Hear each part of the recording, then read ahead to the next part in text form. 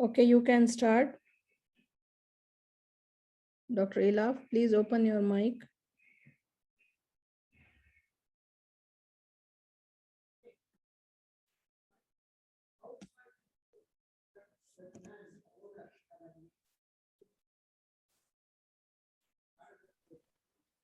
Hello. Yeah. Yes, open your mic. Okay. Dr. Noor, what is the scenario? Sorry to disturb. The scenario is a preterm baby Okay. with abdominal distension. Diagnosis of NEC is made. You have to explain the mother about NEC and explain the concerns. Okay, thank you. Okay, I did not still start the time. I will start it now.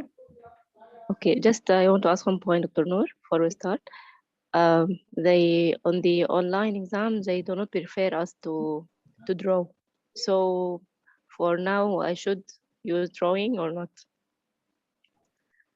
So you will explain in the online exam without drawing? Yes. Okay, you do as you do in the exam, no problem. If any drawing required, I'll do, no problem. Okay. Okay, you can start now. Start. Okay. Hello, Mrs. Noura. I am Dr. Hello, doctor. I am Dr. Ilaf, one of the baby doctors.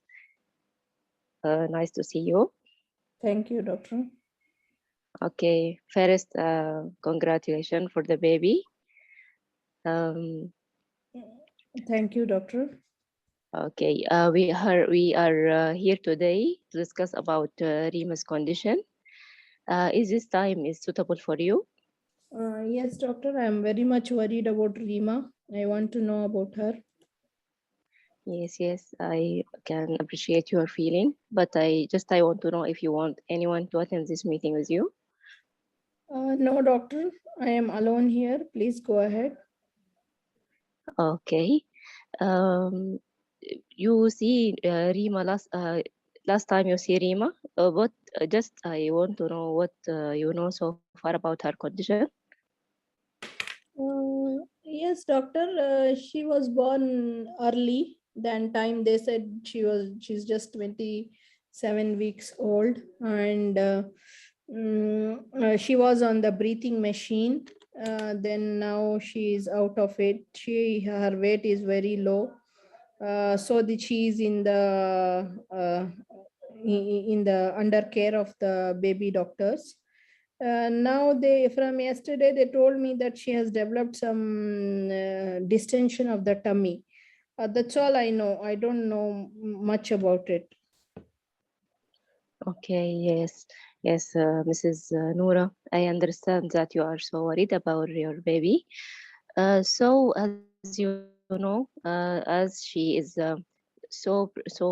delivered so early, her is still not well grown. Her tummy not well grown, and it is so delicate. So it is not.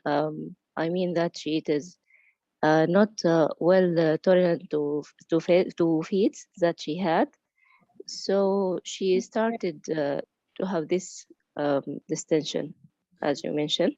I am very much worried, doctor. What exactly she has? What is her problem? I don't know. She's just now out of the breathing machine. Now this some tummy distension has developed. I am too much worried about her. Yes, I understand, yeah, that you are so much worried. Because of this distension, we did some investigations that we did an imaging, we did an X-ray to her tummy, and we discovered that she had a condition known as necrotizing enterocolitis. What is this, doctor? I don't know. You don't ever hear about, as I Doctor, know. no. Okay, it is uh, from the name, it is some sort of when we say necrosis, that some of the cells or the lining of of her bowel, it became had the blood is not coming so well to this part, so it become injured, or it may some of the cells may die. Oh my God! And You mean the part of the tummy in the tummy, the cells are not working, and you're telling it's died. Does this affect and my baby will also die, doctor? um, actually, we are monitoring her condition and evaluating her, and we are hoping her to the best. And but we cannot say so. Who will? No one can expect who will die and who will live. But we will do whatever can do to support her to go through this critical period. So, doctor, then it will be very difficult for me to feed my baby if there is problem in her bowel. How can we? What treatment you want to give to? How you will treat this condition? Okay, I will explain to you. As I said to you, during this time when the bowel is injured, we cannot let her to feed and as she was done before. So we have to stop this. She cannot take the milk right now. We have to stop anything from from getting through her mouth and let this bowel to rest. So in order to heal. Am I clear so far? Okay, doctor. If you allow bowel to rest, then how you will give how I will feed my baby? Actually, this is a valid question. So, because we are stopping this enteral feeding, we will give her feeding through the blood tubes. We will insert her a line through the blood tubes, and we will give her this feeding through blood tube till her gut recover. Then after that, when we are monitoring her, and when we feel that she is become well enough, then we will again start to her on breastfeeding again. Is it clear so far? Yes, doctor. But uh,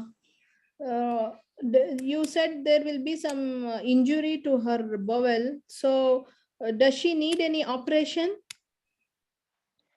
Okay, actually, this depends on her condition. 3 minutes left. Now we are assessing her condition, and we will try to stabilize as much as we can. But if some of the bowel become more affected, she may need surgery. But now we will not be sure well what will happen. Just we will monitor her, and we will be stabilizing her, giving her medicine through the blood tubes, and monitoring her, and resting her bowel, putting her in a tube through her bowel to leave it to rest. And after that, we will decide what to do after that. All these things looks very dangerous for me, doctor, because my baby is just very small. And also I heard some of the doctors telling uh, in the ward, maybe it is from the feeding of the baby. Once my baby is out of the breathing tube, we started giving the feeding. This may be the reason, doctor, for this condition. Actually, the reason because Rima is very young, and her bowel it's so delicate and not withstand even if there is low oxygen go to her gut, or the blood is not going enough to her gut, because that she is so young, and her weight is very small. She is only about half a kg. So that's the primary reason, actually. The feeds is may affect because it is the bowel is already delicate, but is the main reason because she is very small. Is it clear to now? Yes, doctor. Okay. If you have any other concerns. No, doctor, I am very much worried about my small baby, how she will come out of it. That's it. I don't have any questions. Okay, okay. I understand your situation, and I know that you are so worried, Mrs. Noura. So if you have no other questions, let me summarize for you what we have talking about today. We said that Rima is she developed some sort of abdomen distension heartomy. I mean, and this condition is we describe it as something called necrotizing enterocolitis, and so we have to let her gut rest, and we will put her an NG tube to rest her gut, and we will not take anything from her mouth. Okay. Okay. Okay, you can conclude. You give the trusted websites and leaflets. Yes. Okay.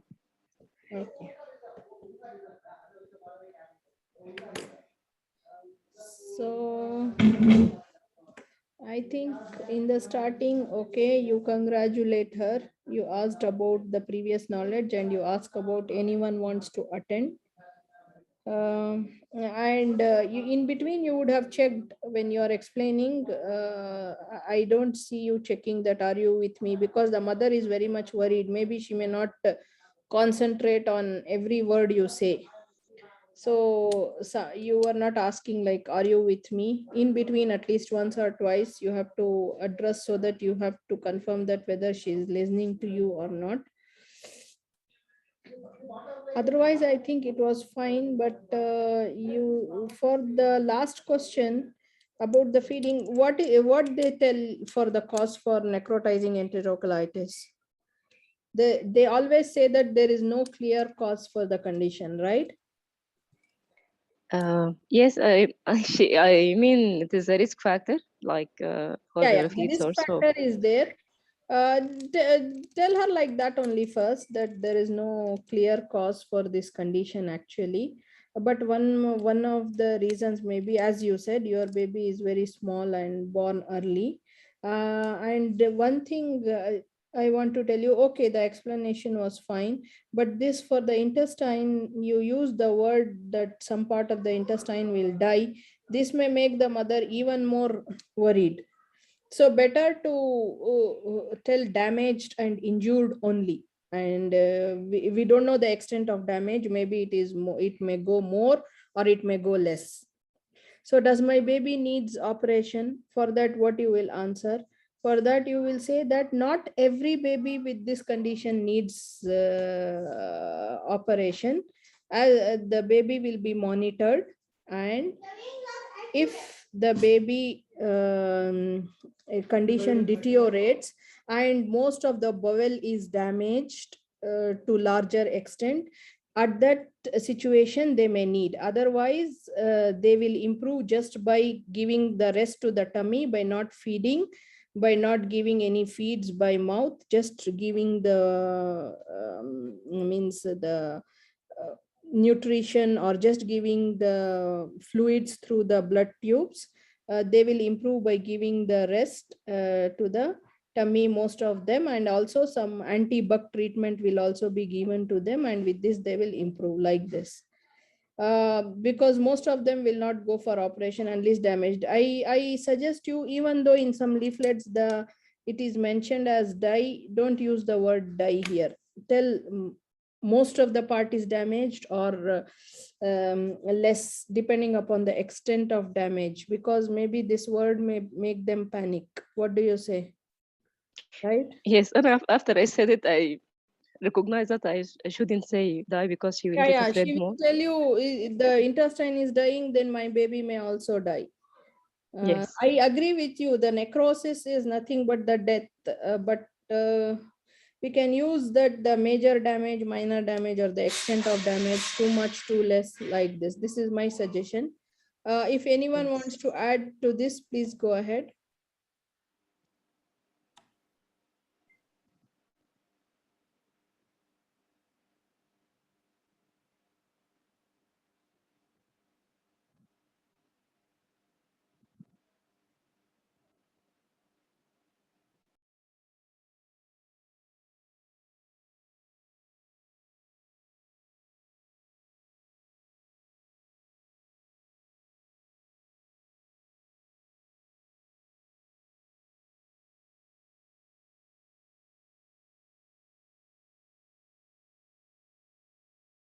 Dr. Noor, in the exam, the scenario was, I hope I'm audible.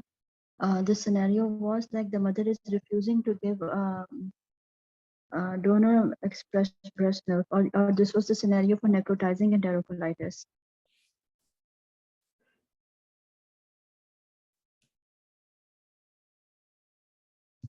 Now, Hello, yes.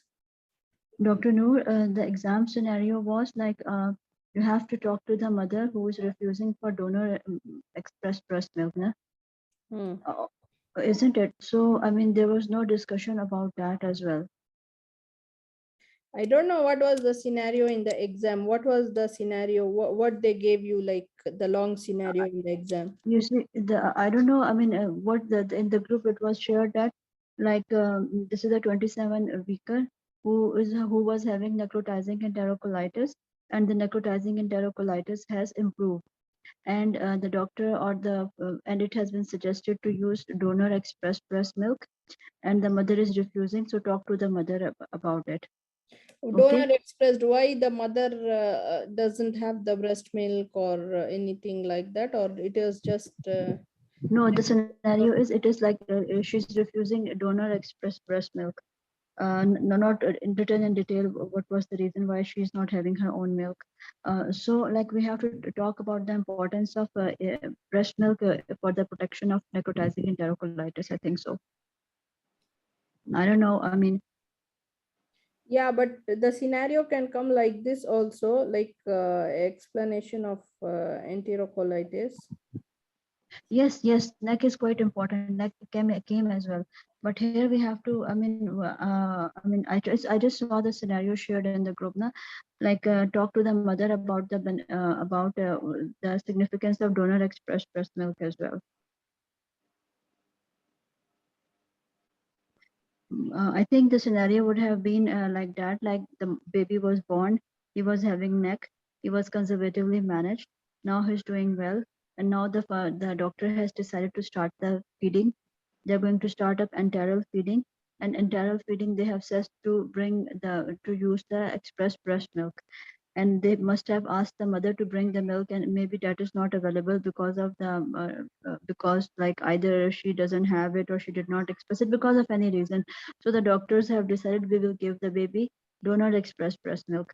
So but the mother has absolutely refused, so you have to talk to her about the benefits of the donor or breast milk in protection of the neck or in preterm babies. This was the scenario. I think this is what the sense I got of it when I was going through those scenarios. Okay, we can do it next time, but today our scenario was discussion of the Next. diagnosis and Okay, fine, management of fine.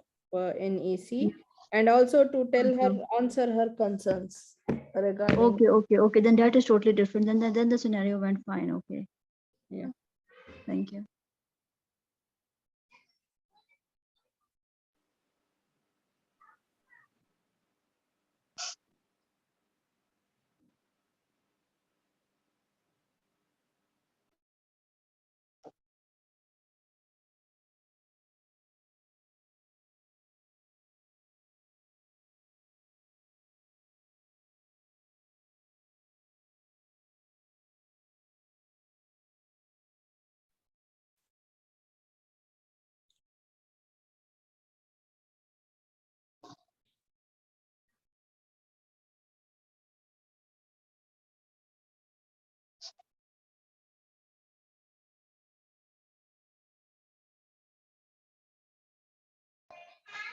منطقة হবে আমার দ্বারা তো হবে না তো জিজু লাগছে ভালো হয়েছে কমসে কম পারছো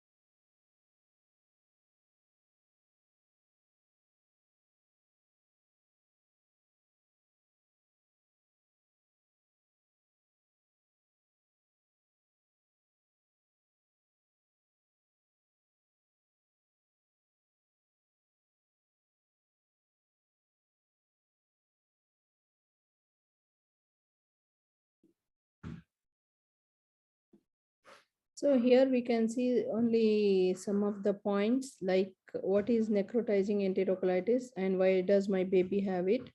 NEC is a serious condition in which baby's intestine become inflamed and may mean that certain parts of intestine die. But I'm telling you, if the mother is crying and in such a situation, if you use this word, they may get panic. So I think it's better we will go for the injury and damaged. Okay. And also you have to use an alternate word for the inflamed. So what you will use?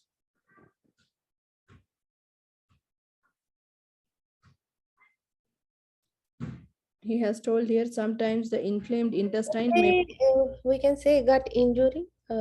Injury, like as you said, the gut injury, instead of saying like die, because death of cells will be, it will be like mother Yeah, will, it will make them more panic. mother will be more panic. Yeah. And also the injured intestine, you can say this if you want, like when they will go for operation. I don't think all children they will go for operation. Only if there is perforation, leakage of gases, leakage of intestinal contents, then only. So you can say sometimes the inflamed intestine may, for perforate also, he has to get a hole. The injured intestine may get damaged and may have a hole in it. Okay, this will cause the contents of the bowel to leak into the tummy, and this can cause very serious infection. This you will tell only if too much it is digged. I mean, if they are digging, why this baby cannot be managed just like that when they need operation. If you ask, you can tell this, that the injured bowel can get a the injured bowel may get a hole in it because of the injury, and this can cause the contents of the bowel to leak into the tummy, and this may cause very serious infection. So you should also start urgent anti-bug treatment to these patients. Okay, and what is the reason? This will be the common question. So you have to tell that the reason is not known, is not. Yeah, unknown etiology. Yeah, it is not known, but certain things do increase the risk. Like this, you will tell that the reason is not known, but the things will increase the baby's risk of getting necrotizing enterocolitis. Instead of using the word premature, born early, you can say the baby is born early, like your baby who is 27 weeks, like this. Babies who are small for their age also when they are born, premature babies and even small for gestational age, both are at risk. Okay, mostly affects premature babies and babies who are small for age when they are born. However, NEC may occasionally affect babies who have not been born early. Problems in the womb or during birth may lead to certain babies to get NEC, as do some other problems such as bowel abnormalities or heart conditions. So we can just simply tell the mother that the reason is not known, but since the baby is small, this is a risk for the baby to develop this condition. Okay. That's all. Here, if the baby is premature, we will tell only this much. No need to tell too many things. But can someone tell me, like he's telling problems in the womb or during birth may lead certain babies to get NEC, and also some bowel abnormalities and heart conditions. Can you tell me what problems in the womb and birth they predispose to NEC? Anyone?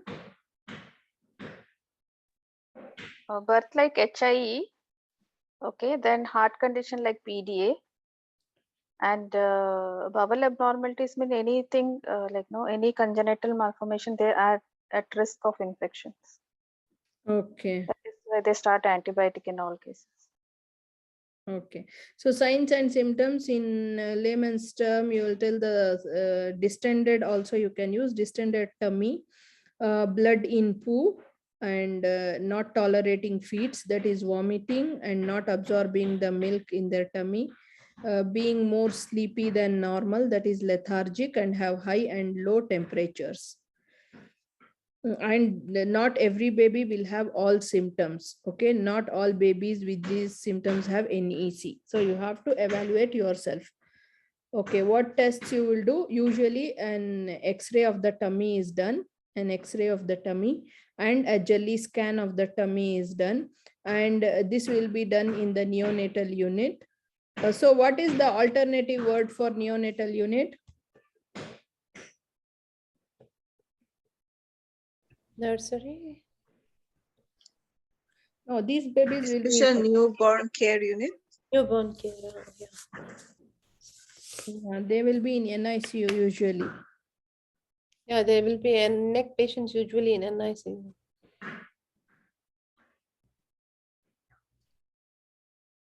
Okay, I don't know how we will use the words PICU and NICU. Anyone? So special baby care unit. Special newborn care unit. Okay, but at the same time, you can explain to them where the baby will be monitored for the heart, for the breathing and everything. And if you explain everything, you can tell them finally they will be in NICU like this, neonatal intensive care unit. Before that, you have to explain that the baby will be monitored for the heart, for the breathing, and all special care will be taken there for the baby like this.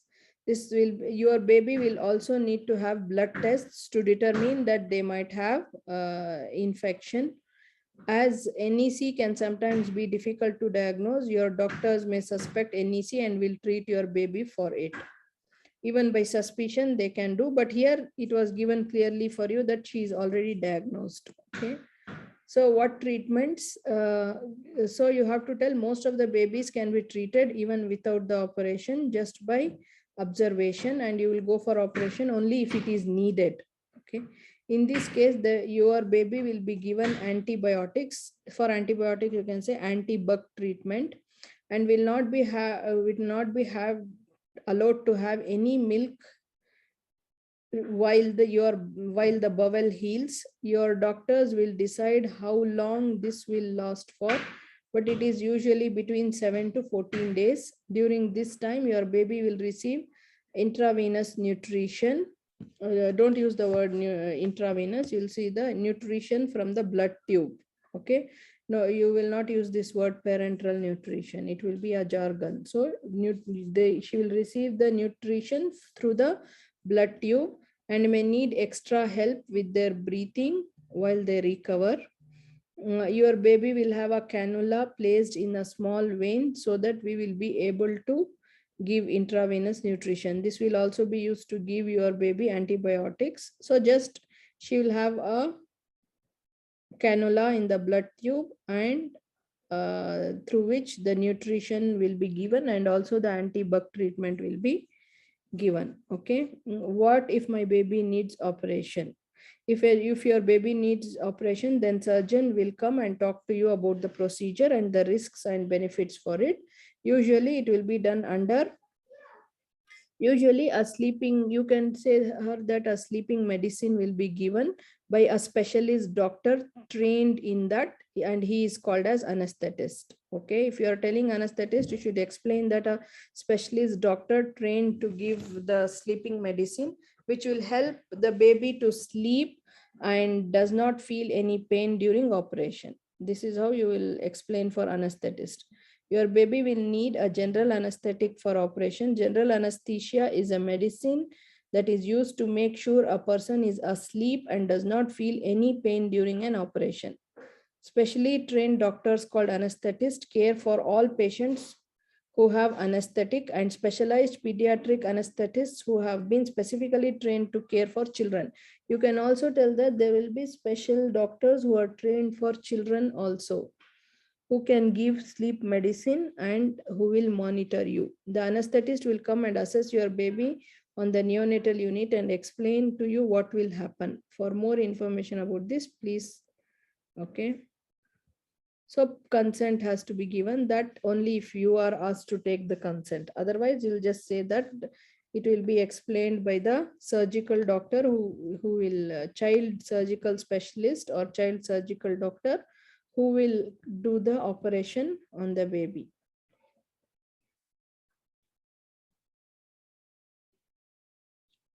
This they can ask, when will my baby be able to have milk again? Before that, what does the operation involve? During the operation, your baby's surgeon may remove the parts of the intestine if the tissue is badly damaged. Like this. Use this word, it's better. Tissue is, or the bowel is badly damaged than the word died, okay, or has died. The amount of intestine that is removed will depend on how badly it is affected, but the surgeon will leave behind as much as intestine as possible.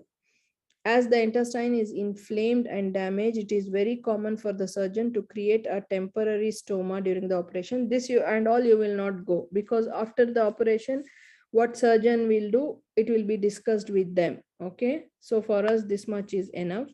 When will my baby be able to have milk again? The doctors and surgeons will decide when your baby can have milk again. Usually this is 7 to 14 days after your baby has been diagnosed with NEC. And maybe longer than this if the baby has needed an operation. So it is simple conservative management of NEC. They can be started after 7 to 14 days.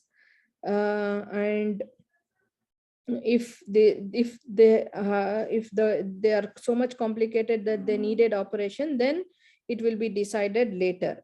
Your baby will be given your breast milk if available, or a specially made milk, which is often more gentle on the intestine than ordinary milk formula. So the preferred milk to start after NEC is the breast milk, mother's breast milk. If not, he is telling a specialized made formula will be there, which is more gentle on the intestine than ordinary formula milk. That's why I think in that scenario, they had told that they wanted to start donor breast milk. Maybe the mother did not had the milk, that's why. So some babies with stoma are unable to cope with full amount of milk required for good growth and remain on a combination of milk and intravenous nutrition until the stoma is closed and removed. Okay, depending upon the complication, they may make the stoma. When the stoma is made, only oral feeding is not enough. They may continue intravenous feeding. So prognosis of baby in NEC varies greatly depending on the number of factors. It is best to ask your doctors and surgeons what they think the prognosis and likely recovery time for your baby.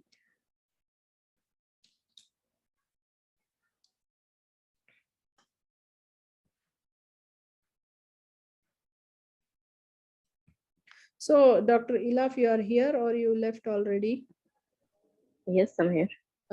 So for this question, like they weaned her from the ventilator and then they started enteral feeding. Then the baby developed NEC. If she asked, is it due to feeding? What you said? The answer I said tell me your answer, then I will tell you. Okay. you said that that is because of the milk started.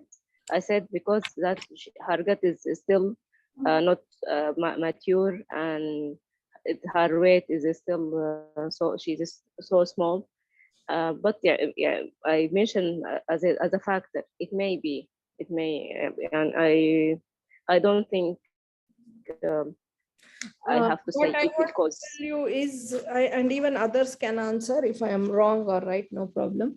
What I want to tell you is here, it's clearly given, right, that the cause is unknown. So it's better to yes. start as, even though the mother says that we gave milk and maybe this is the reason it has started.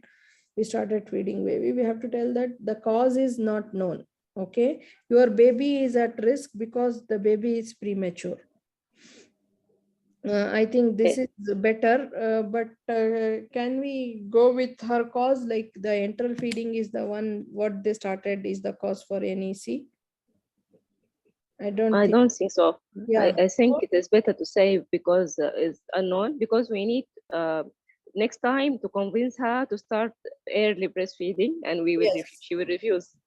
Yeah. She'll refuse. So tell that like this, what is written here. The cause is not known, but certain things do increase the baby's risk of getting NEC. So any comments before we go to the next scenario?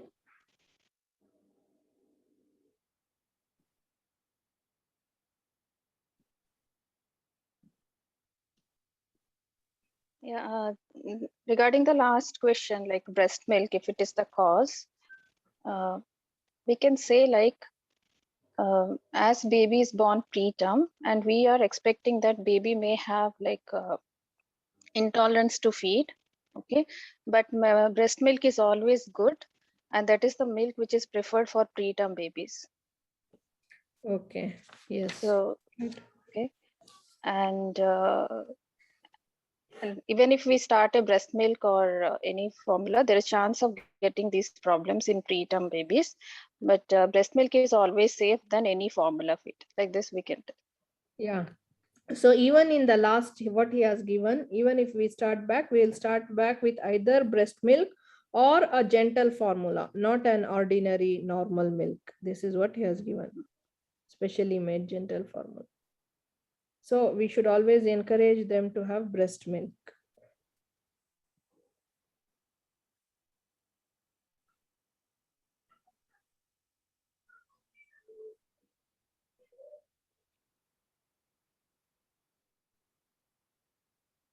I have a question just about this point. Actually, we have to start with breastfeeding when we will start feeding again. If the patient is refusing, can we start on formula if the patient?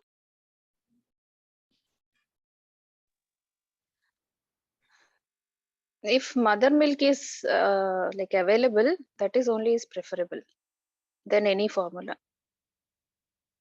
So we have to explain her what is the advantage of breast milk over formula. Yeah, the one, some of the advantages, like one of the important advantages, it has a protection against infections, right? So it gives for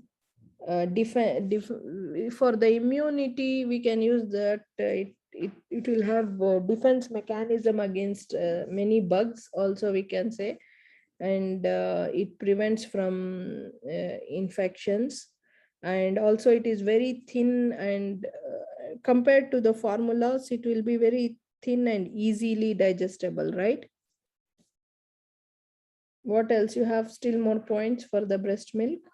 Yeah, easily digestible, and the proportion of the calories what they have is what is needed for a baby. Okay, so exact proportion the breast milk has.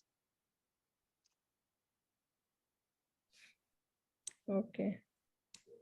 And also like how much protein, how much fat, and how much carbohydrate, what is needed. That okay. proportion is, yeah. And the type of also the carbs and all, no, it also different in formula and breast milk. Type of carbs as well as the proteins, you know, the Proteins, yeah, proteins, yeah. casein and whey. Hmm. So what is exactly needed for the baby is there in the breast milk. And for this anti-bug means it has protection against bugs, we can say, because it prevents infections, right? Yes. Okay.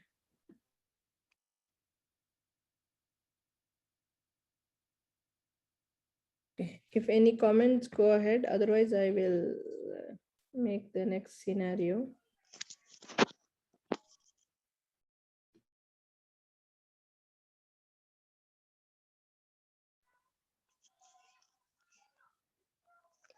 Hi, Dr. Noor. Actually, early introduction of breast milk even reduces the chance of getting NEC. It is in fact a protective factor. So when the mother blames the breast milk as a cause, I think we can strongly say that it is a protective factor. It will not cause NEC. Yes, you're right. We have to always promote breast milk, whatever may be the reason. Yeah, early introduction in premature babies will even promote the maturation of the gut so that we can advance the feed, and it is good for gut breast milk. There is another point, Dr. Noor, that is the steroid, early introduction of steroid in preterm babies deliveries. Okay, they prevent 3 conditions like NEC, IVH, and lung RDS. Okay, these 3 conditions is prevented by steroid. So if this is a communication scenario. What we give steroid to the mother, you mean? Yeah, that is all to what mother, that is dexamethasone, I think, given Before. 4 doses. Okay. Yeah, preterm delivery.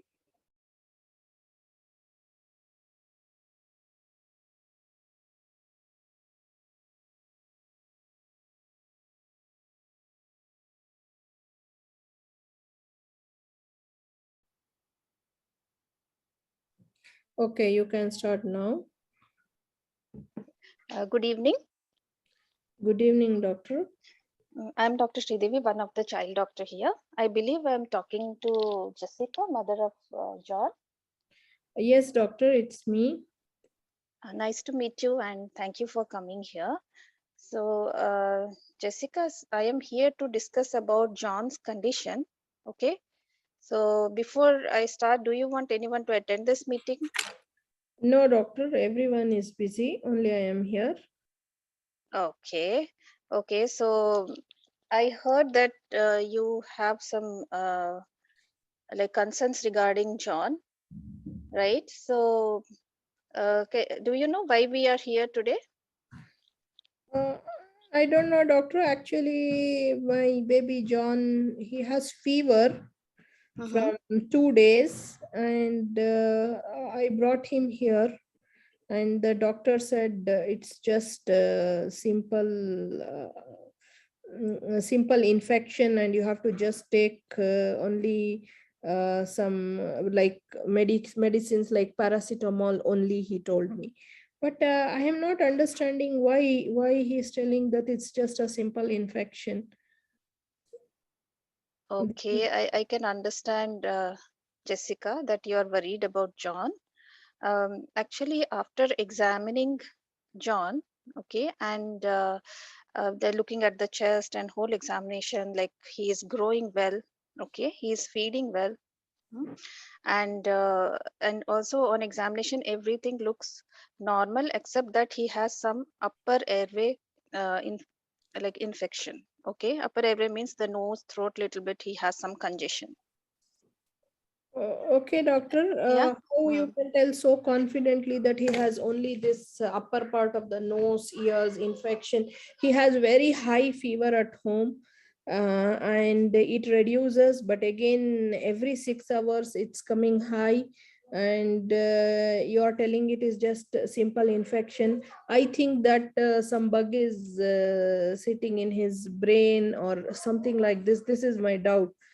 Because recently one of my neighbor's child had this problem, and the child was discharged as simple infection, then later he had this problem and they suffered a lot. I don't want to go into this suffering. I need more workup to be done, doctor. Okay, Jessica, I understand that because of what you have seen all these things and you are very much worried, but I can assure you, Jessica, that John is doing well. Okay, and as you told, he is having high grade fever.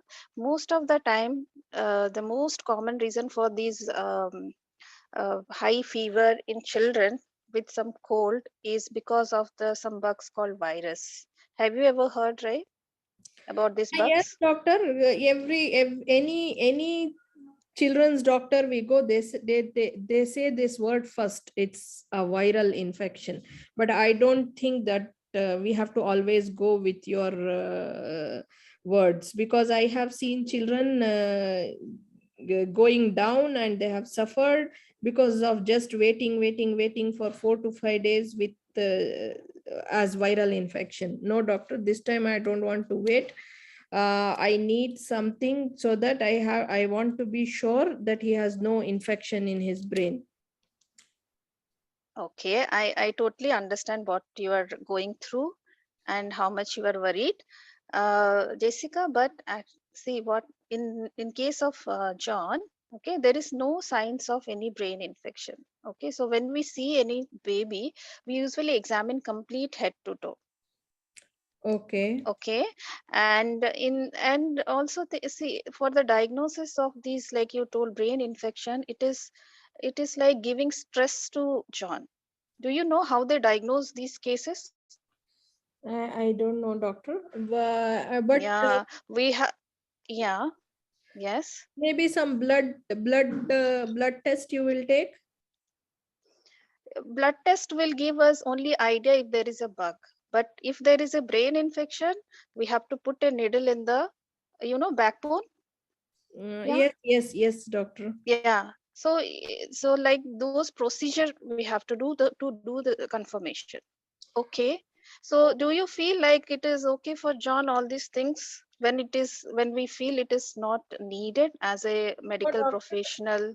Yeah. Actually, I thought why don't we do some scan of his head or imaging of his head so that we can get to know whether he has or not. No need to go for this needle in the back and all.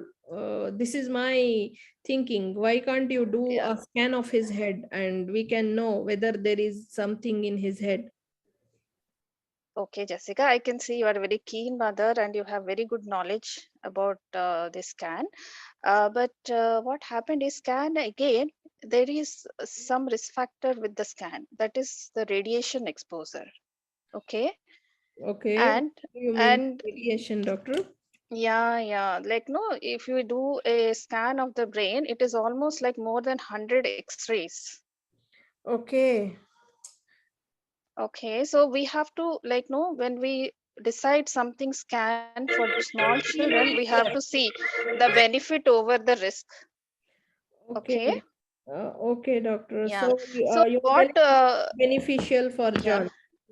So you are telling yes, it's not and beneficial for John. yes, means when it is needed, obviously it is beneficial. When it is not needed, we are going to give extra radiation to the child. Okay. Are you with me, Jessica? Yes, doctor, I have one more So concern. There is yeah. more Hmm. when I came to for the John Hmm. for the OPD for the Mm-hmm. emergency, they just told it's a simple infection, but at the Mm-hmm. same time I saw other child, they were doing lots of blood tests and some scans and all. I thought why they are making this difference. I want to know about that child, doctor, why they did like that. They were doing blood, but I was he was looking same like John for me. He was looking well and all. I don't know. They were taking blood tests and they were also planning for the John. I want to know about that child, doctor. Okay, Jessica. First is like I don't have any idea about the patient. Okay. Second thing is, as our hospital policy, it is these things are very confidential. Okay, so we cannot reveal anybody without taking consent from the parents or the patient. I Okay. thought because why I am asking is Mm. when the child is looking same like John, why they are Mm. doing it for him and but not for John? This is Yeah, really then very, doctor. yeah. Yeah, the child may be I looking asked. normal, but there must be some other signs and symptoms. Okay. Okay. Without that, they won't do all these so invasive tests. Okay. So what I will do, Jessica, is I will give some red flags to you. Okay. See, if you and John and Jessica is also very important for us, like other children. Okay. We treat everybody equally. Huh? So what we will do is, when we need like we think like John needs extra investigations or tests, we'll go for it. Okay. So I will tell you some red flags. Like if the John is not feeding well, okay, or you see that child is he's becoming short of breath, okay, Okay. his cough is increasing too much, okay, he's And becoming very dull. Okay, so anything you feel very abnormal, you can come anytime to the emergency. okay, doctor. Okay, and yeah, and what I will do is I will give you some leaflets also. Hmm? Okay. And you can go through it, and later we can discuss more about if any questions you have. So can I summarize now, Yes, Jessica, yes, what we discussed? yes. So we discussed about John that he has upper respiratory infections, and No problem. You can finish fast. Time yeah, and he does not need investigation at present.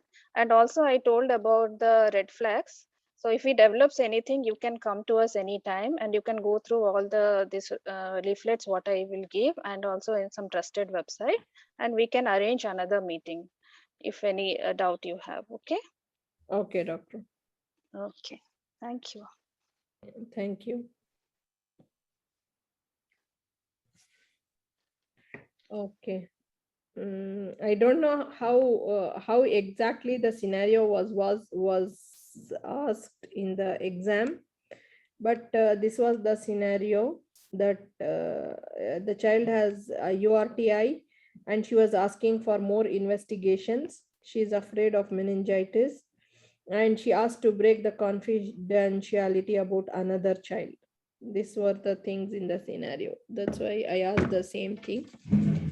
But regarding the feedback, I think you for the previous knowledge, I exactly like previous knowledge. I think you did not ask this time.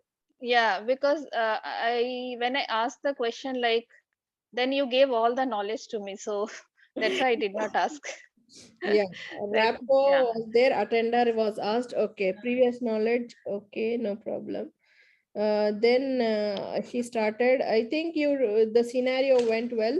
Only one thing I want to ask: is there any word for red flags? We can say red flags, or we can use some other We word. can say actually danger signs. Yeah. Usually I say patient danger signs, but here I don't know why I told red flag. I You know. 3 times you told red flags, not Yeah, yeah. 3 times. Yes, yes, I know. I thought I will ask what is red flags, but I did not ask because simply it Yeah, will yeah. waste the time, and we will lose up, because I asked this for radiation, right? I don't know, radiation also you will use something else. I don't know. The harmful rays of from Harmful exposure to this rays. Yeah, the harmful harmful rays is rays good one. from X-rays, you can say the harmful Yes. rays of X-rays, you can say. And you said very well that it is 100 times in the CT scan or whatever imaging, there will be 100 times more stronger rays than a normal X-ray. Okay, I think X-ray everyone understands. We can use the word X-ray, right? Because in the last leaflet, there were too many words, like intestine was there, X-ray was there. I don't know, but we have to avoid as much as possible. This is what I'm telling. Okay, Yeah. for red flags, use danger signs. Otherwise, I think you took the scenario well. I have no comments. Anyone catched anything? Please let us know.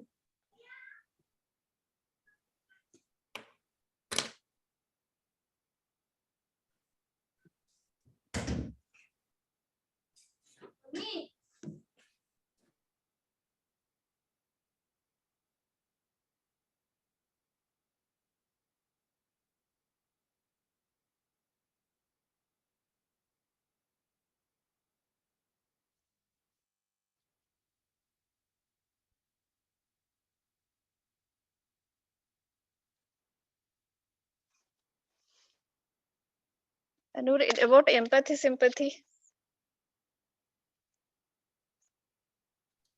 I think it was okay. Every time you are telling something, I understand you are a keen mother, like this, not bad.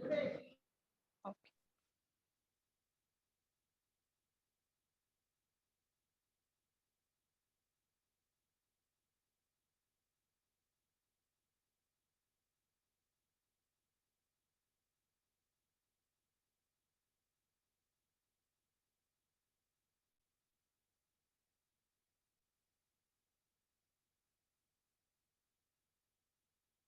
So no one also catched any points which we missed or which we did anything.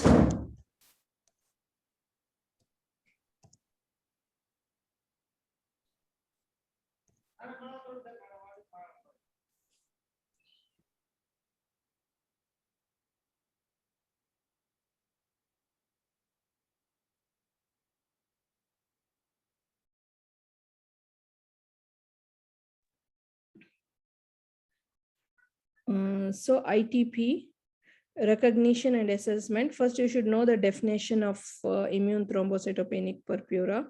It is usually platelets less than 100 into 10 to the power of 9 per liter, or usually less than 20. Okay, so less than 20,000. If we take per deciliter, it is less than 20,000 or less than 1 lakh. Okay, less than 1 lakh or less than 20,000.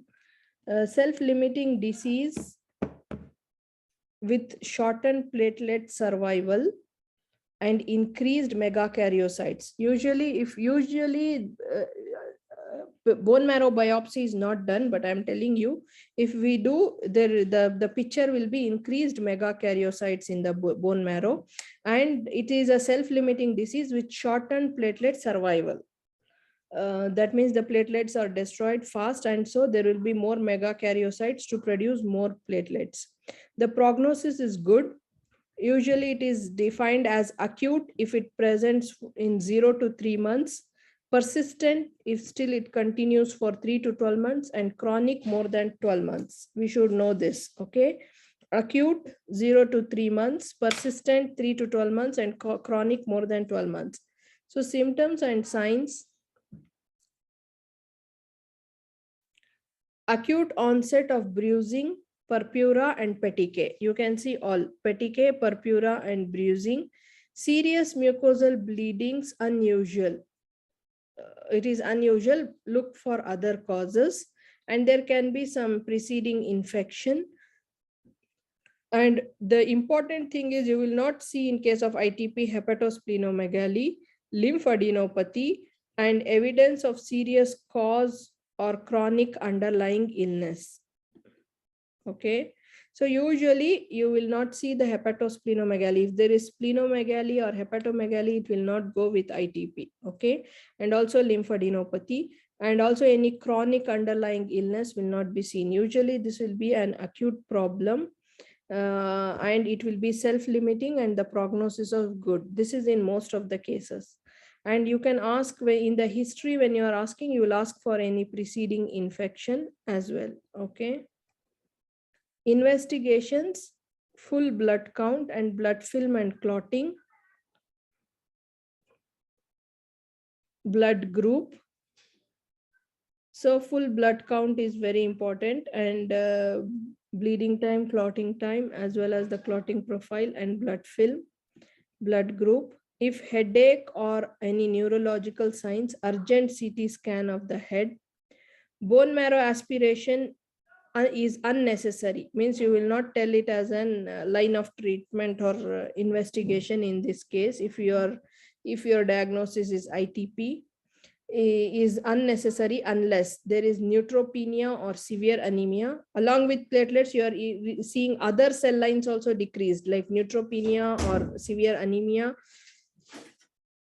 hepatosplenomegaly, lymphadenopathy, pallor and lassitude, pain in the limb, abdomen, back, limb, or so these are the indications for bone marrow aspiration. Means usually neutropenia, hepatosplenomegaly, lymphadenopathy, anemia, pallor, all these will go in favor of leukemia. So to rule out that, you will do. Otherwise it's just simple platelet deficiency, I mean, or reduced, you will not do. And also there can be a limp or pain in the limb, abdomen and back.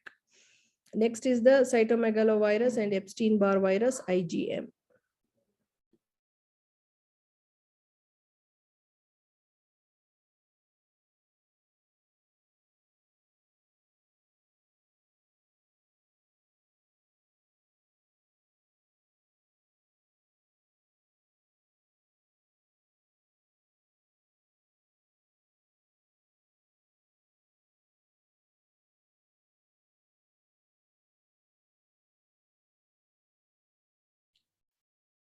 So other investigations you can do is CMV and Epstein-Barr virus, IgM. If risk factors, also HIV, hepatitis B and C. Can someone tell why CMV and EBV here? Do these patients present after infection with ITP? Is it common?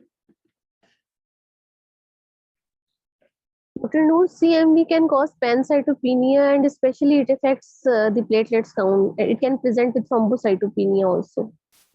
That's why he's saying to rule out the CMV infection.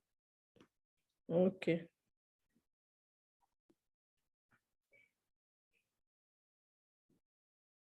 So mainly when we are telling in the exam, we have to tell CBC, clotting profile, blood film also, and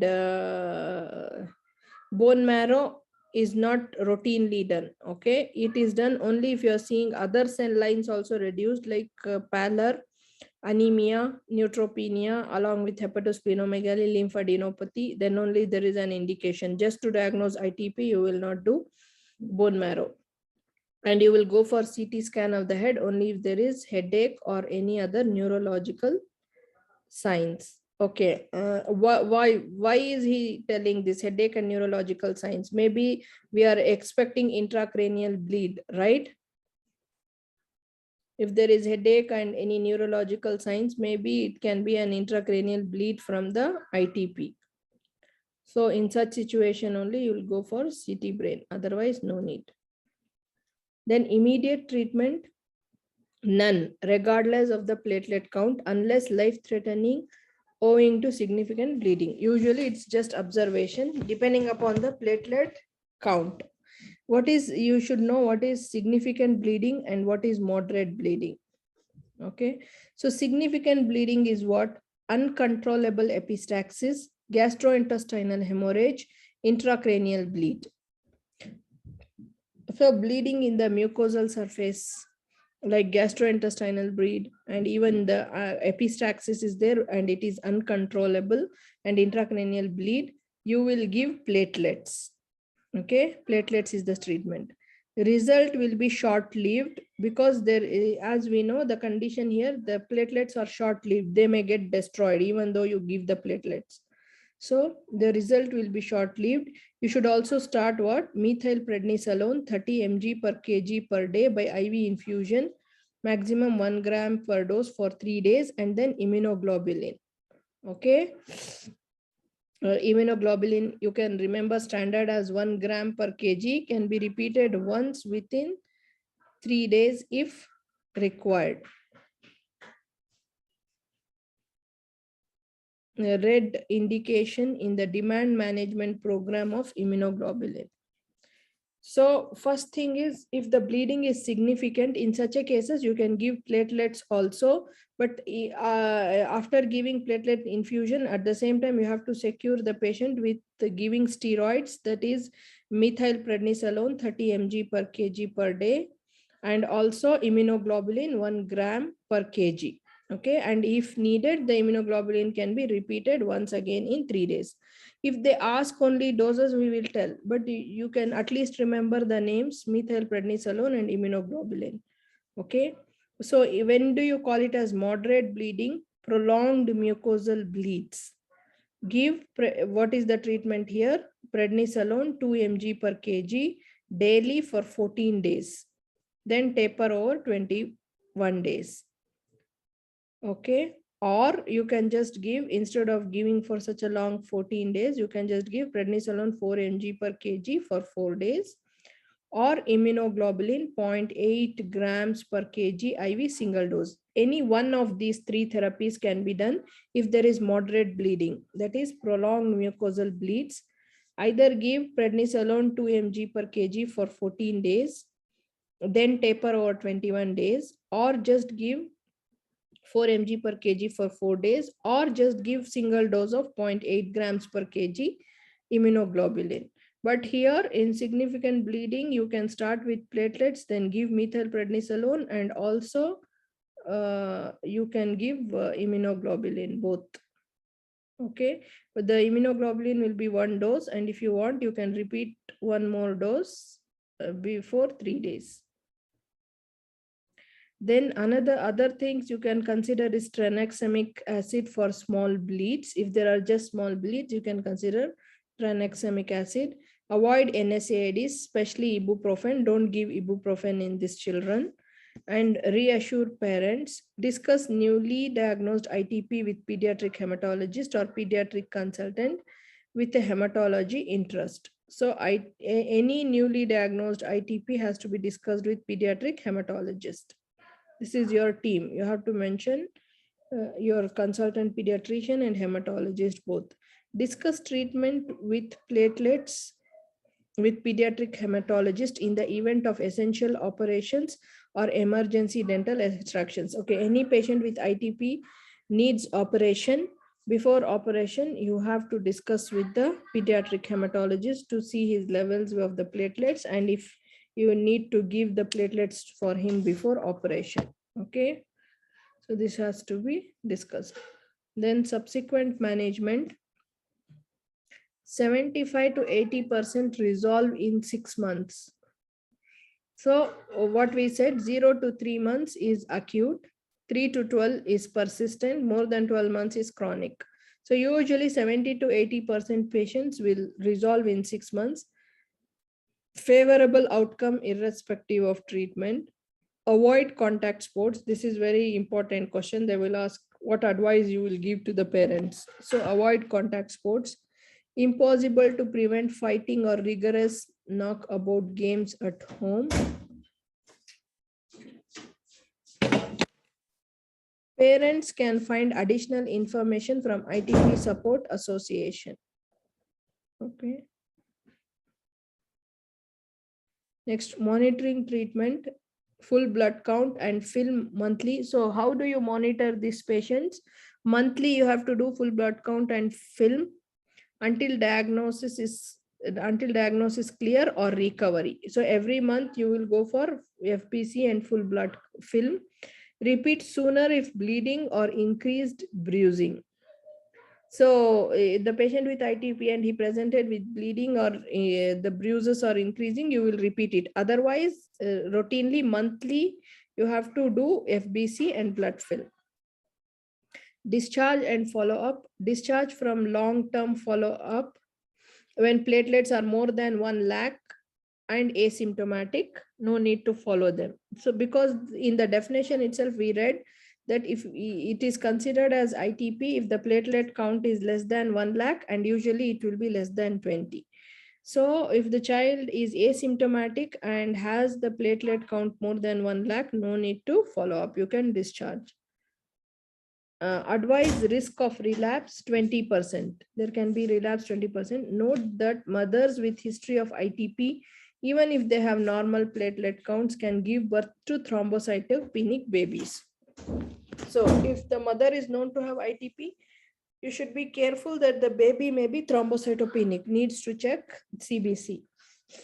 So some few points about chronic immune thrombocytopenic purpura. As we know, if the ITP is present for more than 12 months, it is called as chronic. Avoid NSAIDs like ibuprofen. Avoid contact sports. Investigate for autoimmune diseases. If it persists beyond 12 months, you will investigate for autoimmune diseases like anti-nuclear antibodies, anti-phospholipid antibodies, anti-cardiolipin antibody, and lupus anticoagulant. And also for immunodeficiency such as HIV, IgG, IgA, and IgM. Okay, so remember this one point. If it is chronic ITP, you have to rule out autoimmune diseases. So you will do some antibody tests like anti-nuclear antibody, anti-phospholipid antibody, anti-cardiolipin antibody, and lupus anticoagulant. And also you have to rule out immunodeficiency by doing HIV, IgG, IgA, and IgM. Treat only if profound thrombocytopenia, less than 10 with repeated mucosal bleeding, less than 10,000 with repeated mucosal bleeding. Older girls with menorrhagia and trauma, acute neurological signs. You will treat only if these things. Older girls with menorrhagia, trauma, acute neurological signs, and thrombocytopenia less than 10,000 with repeated mucosal bleeding. If treatment indicated, give prednisolone. What is the treatment? Again, same we read before. for moderate bleeding, the same thing. Prednisolone 2 mg per kg for 14 days, then taper over 21 days. Or you can also give dexamethasone 0.6 mg per kg per day orally for 4 days. If ongoing bleeding, must have bone marrow aspirate before treatment. Okay, before giving this steroid treatment, if there is a continuous prolonged bleeding, you can have the bone marrow aspiration. But there are two options he has given here. Prednisolone 2 mg per kg for 14 days, then taper over 21 days, or give dexamethasone 0.6 mg per kg per day for 4 days. If unresponsive, discuss with pediatric hematologist about treatment with rituximab and thrombopoietin receptor agonists. Okay, so the destruction here by the antibodies sitting on these receptors. So you can use these agonists or rituximab, but discussion with pediatric hematologist. Splenectomy reserved for those with persistent and significant bleeding, non-responsive or intolerant to other treatments.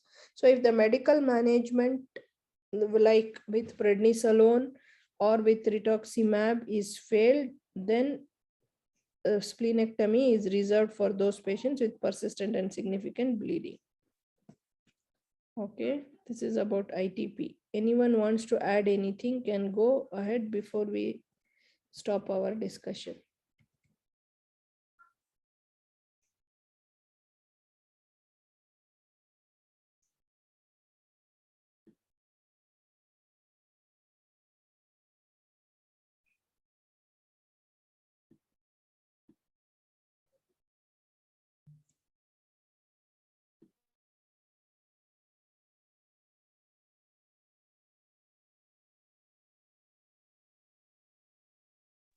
Okay, no comments. Then we will end our meeting.